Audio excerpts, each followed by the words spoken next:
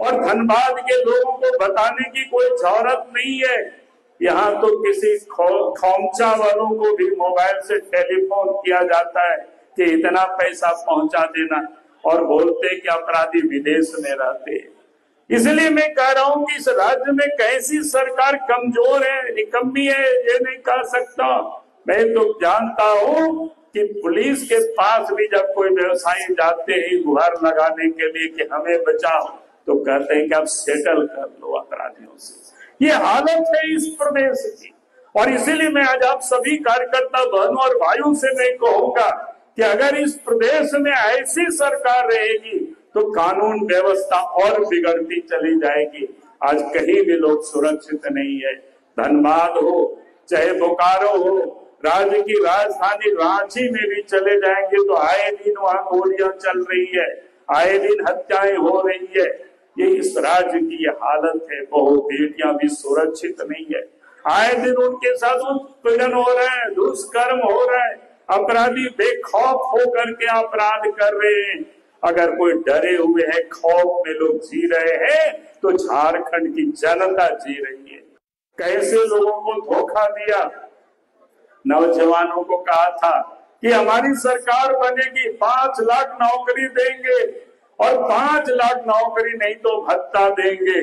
और ये कोई सड़क पर नहीं कहा था, कोई पब्लिक मीटिंग में नहीं कहा था, झारखंड के विधानसभा में उनके विधायक क्या कहते, उनके मंत्री ने कहा था, मुख्यमंत्री ने कहा था। लेकिन आज तक न 5 लाख किसी को नौकरी मिला, भत्ता मिला अभी तक।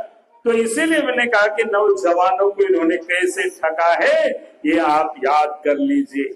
और उन्होंने उसके बाद क्या कहा था कि प्रत्येक साल आता है और कहता है ये साल हमारे नियुक्ति का वर्ष होगा, लेकिन प्रत्येक साल गुजरते चला गया, लेकिन नियुक्तियां नहीं हुई। बल्कि जितना भी क्या कहते हैं जीपीएससी हो या जीएसएससी हो, सब में घोटाला हुआ, पेपर लीक हुआ, और कहीं भी बच्चों को कोई एग्जाम यहाँ दे नहीं पाया। और एक प्रकार से जहाँ थोड़ा बहुत होते रहा तो विवादों में ही नहीं बल्कि पैसा में पेपर बिकते रहा। अगर ये हुआ है तो झारखंड के अंदर ही हुआ है। तो मैं ये कह रहा था कि इस प्रदेश की सरकार, आज की जो वर्तमान सरकार है, इस प्रदेश के नौजवानों को भी ठगा है। और उन्होंने उनसे वोट तो प्राप्त किया, लेकिन आज तो उनसे मिलना भी मुनासिब नहीं समझते। अगर वो लोग आंदोलन करते, आज भी देखेंगे सहायक पुलिस मोराबादी के मैदान में टेंट लगा करके लोग खड़े हुए। यानी ये सरकार ने झूठ बोल करके उन कर्मचारियों से भी, उन लोगों से भी ठगा। और इसीलिए मैं आज आप सब लोगों से यही कहने के लिए सिर्फ खड़ा हुआ हूँ कि आज इस प्रदेश में कैसी लुटेरी और ठग सरकार बैठी हुई है। हमें इनको विदा करना है।